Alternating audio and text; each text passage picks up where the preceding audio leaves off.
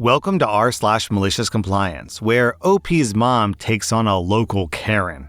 Our next Reddit post is from KCD. My mother was a truly inspiring woman. Her favorite phrase was, "Why say bleed when you can say hemorrhage?" Because she never did anything halfway when she knew that she could go all the way. We couldn't even ask for help with homework because you'd be up till 3 a.m. on a school night adding one more thing. Then you'd go to school with this magnum opus while everyone around you phoned it in and still got an A. She would rarely get angry, but if you activated her righteous indignation, the repercussions would be legendary. There was one such story of malicious compliance that she always loved to tell, and I just found the receipt, so I wanted to share it with everyone. It all started one day when I found a dagger in my brother's room. It was an ornate sort of fantasy-style dagger, not something you would find just anywhere, and it was very sharp. We were not old enough to have something like that at that time. He was only 11. Immediately, my mother walked up behind me and caught me red-handed. So I did what any self-respecting little brother would do and threw him under the bus. My brother wasn't home at the time, so my mom went through everything and found more of these knives. She laid them out on the table, and she was psyching herself up for the hell that she was going to bring down upon him. By the time my brother gets home, he walks in and sees her sitting there with the knives out. He goes white as a sheet. She immediately asks where he got them. This was the late 90s, and my brother was pretty into Magic the Gathering. The card shop that he went to for his fix was just down the street. He spent a great deal of time there and bought boxes and boxes of these cards from them, so they knew him and knew that he was too young. They sold the knives to him, knowing full well that he was underage, no questions asked. My mother's jaw dropped, and moments later, we were pulling up to the place. She drags my brother into the store and puts the knives down in front of the woman who owns the place. She tells her they'd sold it to him. The owner says, "Yeah, so what?" My mom says, "He's not 18 and he shouldn't have access to these. You need to tell your employees to check IDs before they sell weapons to minors." My mom was willing to give the owner the benefit of the doubt before the owner snapped back, "It's a joke. It's humor. Don't you get it? Ah, so the problem is you." I'm his mother and I don't think it's funny. If you won't follow the laws, then at the very least, I need you to stop selling weapons to my son. I'll do whatever I want. If you don't like it, tell the news. Surely, the owner doesn't know who she's talking to, or the lengths that my mom was willing to go to for her kids. I don't know why on earth that would be the phrase you'd use. Now you're just asking for it. Mom gives her one last chance before the hammer drops. So you're saying that even without my permission, having asked you not to personally and knowing it's illegal, you would still sell him a knife? Of course, this is business. Maybe raise him better if you don't like what he's doing. It was like the air left the room. At that time, me and my 3 brothers were each in elementary, middle, and high school. My mom was the president of all 3 PTAs for 3 different schools miles apart from each other. She was practically being a mom as a sport and crushing it by every conceivable standard. This owner had just slighted my mom to her core and now had to deal with the consequences of her ignorance. My mom didn't say another word. She gathered the knives and we walked out. Even the woman behind the desk looked a little shocked that she was just walking out. So was I. We all went back to the car and no one said a word. Then you could almost visibly see the resolve set in. And she says, "I guess we're going to the news then." I don't remember her saying another word the rest of the night. The next day I woke up and she had papers all around her that she had downloaded and printed off and highlighted. She was on the phone explaining the story to a news station who had just opened and responded to emails that she'd sent overnight. I don't think she slept. She had been researching the laws and building her case. The first reporters she talked to didn't seem to see what she saw in the story and told her they wouldn't pick it up. Every time she was told no, she would ask for references to someone who would pick up something like this. It took weeks of phone tag. She called the next reporter, then another, leaving messages and following up.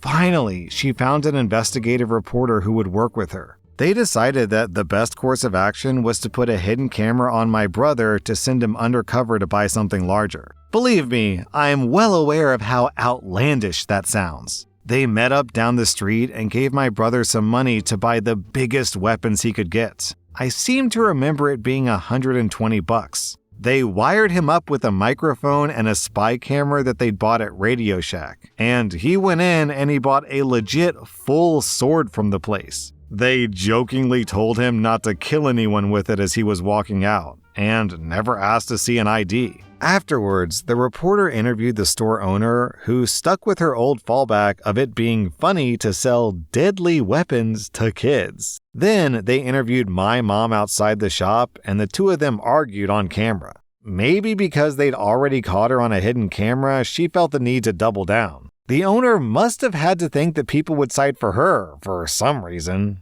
She was irate. My mom just kept feeding her the rope to hang herself with, and the shop owner tied the whole thing into a neatly wrapped bow for the reporter. Just a spectacular failure on her part. It's hard to imagine how it could have gone worse. Sure, it's just a local news report from the 90s. For my mom, it was her hero moment. She knew that she was right, and she knew this person had to be stopped, and she did it all the way, just like everything she ever did. In the report, they say they went back and the place was already closed. Within a month, it was completely out of business. The reporter won an award for the piece, and the righteous indignation was satiated for the time being. My mom recorded the airing of the report on a VHS tape, and every chance she got, she would parade it around to show people her crowning achievement. She would tell the whole story, and we'd all watch the tape until it was lost to time and became legend. And believe it or not, OP actually manages to track down the original news report, so here's a little clip. And just like OP said, the store owner goes full Karen mode. It's a kid's store. It's for fun. Owner Alexis Kelly says ultimately parents are responsible, not her. I think they might want to look in or drop them or maybe pick them up. What about this sign on your door that no grown-ups allowed? What about that? Do you not get it? It's humorous. It's humor. Get it? But Melissa Baugh, whose 11-year-old son bought 3 knives at Never Never Land, isn't laughing. You were one of the ones that sold him a knife. So what? Why Mommy, weren't you it's legal in Texas. It is legal. For an 11-year-old. Yes, ma'am. Just like they could go to Montgomery Ward's and buy you a butcher knife. Even some of the kids who hang out at Never Never Land agree the weapons sold here should be taken off the shelves. Do you think it's right to sell that? No, not with all the gangs. No, I don't think so. Not the kids. Before our news crew left the store, the owner agreed to get rid of the weapons. There are no longer knives for sale in this store. Oh, wow. Look at that.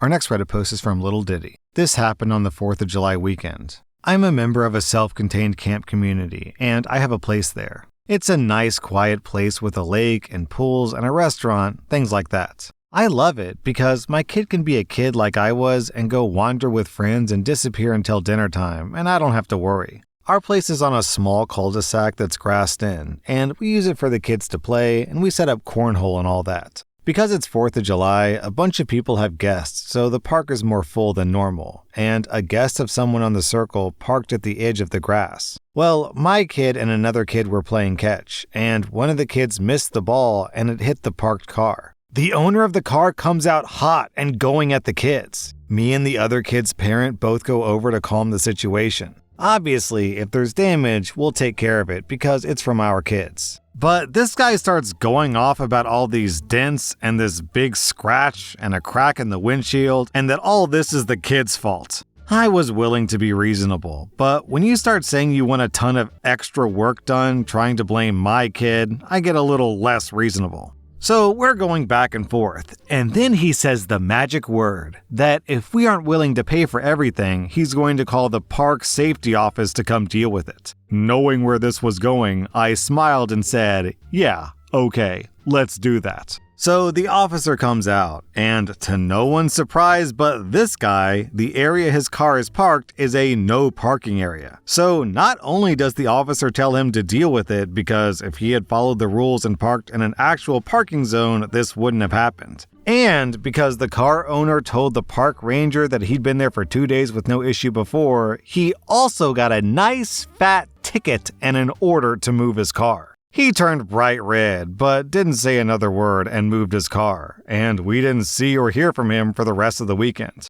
Our next Reddit post is from My Reddit Saga. This happened a long time ago, about 13 to 15 years ago. I had just started a job at a government agency where I was responsible for a big fleet of cars. My duties included driving the vehicles to various places like repair shops, tire companies, glass repair shops, and inspection centers. I also performed simple repairs myself, like replacing some light bulbs. In addition to all that, I hand washed and cleaned every car, both inside and out, refilled the windshield washer fluid, and made sure all the required items were in each car. Washing a car inside and out, checking the fluids, and making sure all the necessary equipment was present took a minimum of 45 minutes and a maximum of about 1 hour. About a month into the job, my boss decided I was taking too much advantage of my flexible working hours and told me that I had to stop working precisely at 4 p.m. So I decided to follow my boss's rule to the letter. As the days went on, if it was after 3:15 p.m., I didn't think I had enough time to start washing and fixing another car. So instead, I did other small tasks like sweeping the floor or restocking the supply room.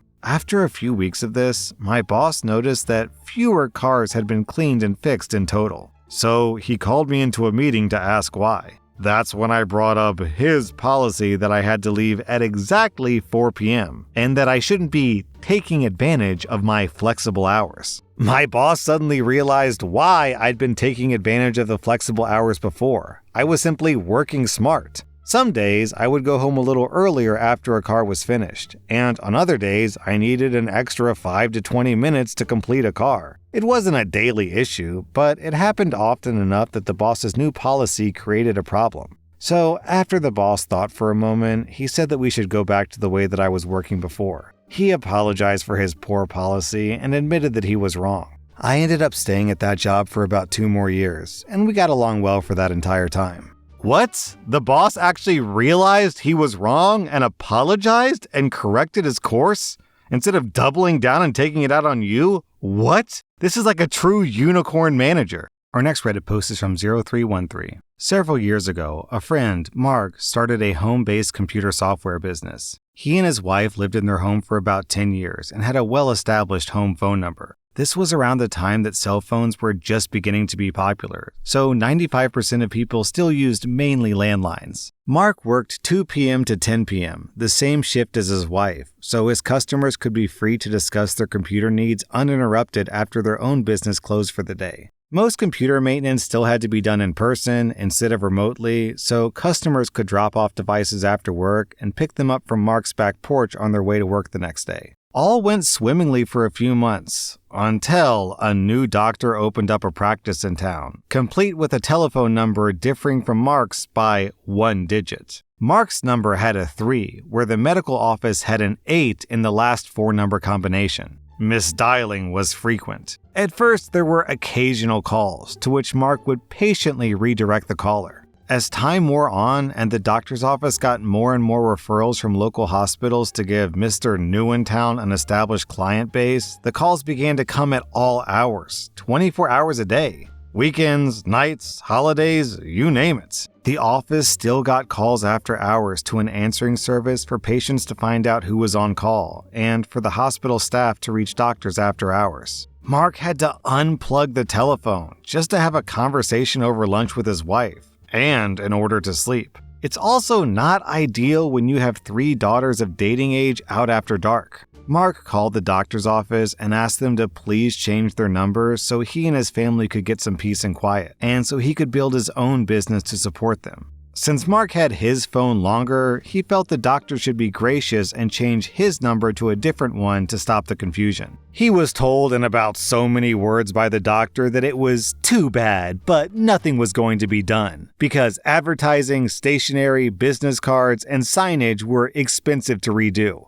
Not to mention, he had to convey that new information to all of his patients, medical registries, the medical board and societies, and hospitals. Just do the best you can. I'm sure the calls will stop soon. Good luck to you. Mark cheerfully replied, "Okie dokie, I'll do my best to take care of things." After that, Mark began to field all the calls that came in personally. You've had the sniffles all morning after working in the yard around pollen? You better come right in. You start coughing every time you smoke a cigarette? Come on in. I'm not a doctor, but a temperature of 98.9 sounds a little high to me. We'll see you right after lunch today. You're new in town and have kids who need physicals and shots for school next week? It just so happens we have an opening in an hour. No, don't worry. We can take all 5 of your kids at once, today. Whatever the problem was, Mark started making appointments for each and every person calling. All were delighted to have such personal attention and prompt appointments. Sure, we take all insurance plans. Come right in. He also made all the routine checkup type appointments for 4:30 p.m. on Friday afternoon for 6 different people. Bright and early the next Monday morning, Dr. Newentown called and begged him to stop. Mark said,